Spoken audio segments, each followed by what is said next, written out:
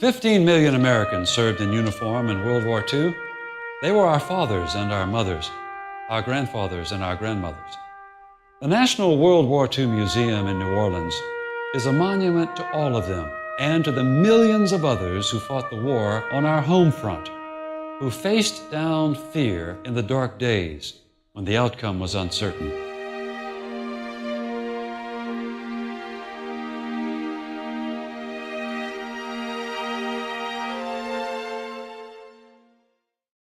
Thousands of men and women helped fight America's enemies across the world from right here in Louisiana as part of our chemical industry. They fought the war with hard hats instead of helmets. They attacked the Axis powers with rivets instead of rifles. They helped win battles with crude oil and chemical engineering instead of combat boots. Their ingenuity, their resolve, and their unquenchable spirit produced weapons that helped win the war. Spitfires, like this one, dominated the air war over Britain long before the great land battles were fought. It was the tetraethyl lead and high-octane aviation fuel manufactured upriver in Baton Rouge by Ethyl and Standard Oil that helped give those Spitfires the power, maneuverability, and altitude they needed to outduel the stronger and better-armed German Messerschmitts.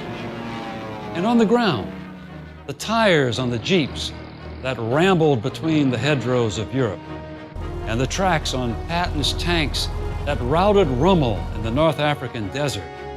Where would the Allies have been without the synthetic rubber plants at Copolymer in Baton Rouge and Firestone in Lake Charles?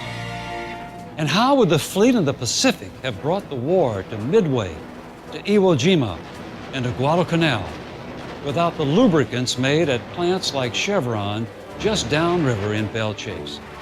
And what about the aluminum on the C-47 transport that dropped paratroopers into France on D-Day? It could have gotten its start at the Alcoa bauxite refinery in Baton Rouge. Louisiana chemical plants, Louisiana refineries, and Louisiana people help make the difference. But what dominates the memorial pavilion in this great museum is the Higgins boat, a landing craft designed and built in New Orleans at Michoud by Andrew Jackson Higgins.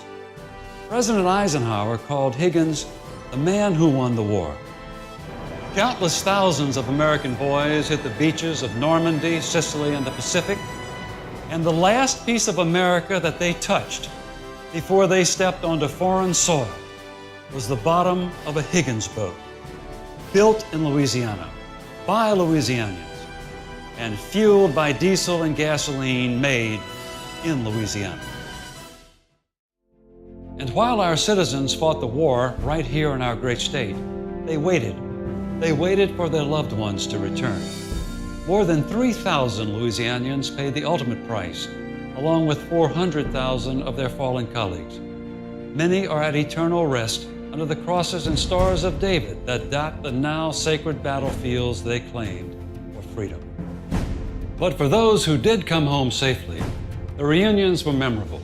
They danced with their sweethearts like they had before they shipped out, in hotel ballrooms of the Captain Shreve in Shreveport, the Bentley in Alexandria, the Heidelberg in Baton Rouge, and the Roosevelt just up the street from here. Then they got down to making families and turned our Louisiana war manufacturing economy into an economic engine that made America the envy of the world. Just as our Louisiana heroes on the home front helped win the war, they helped win and preserve the peace. Men and women of Louisiana's chemical industry, like the men and women who lost their lives for our freedom, earned the right to be called the greatest generation.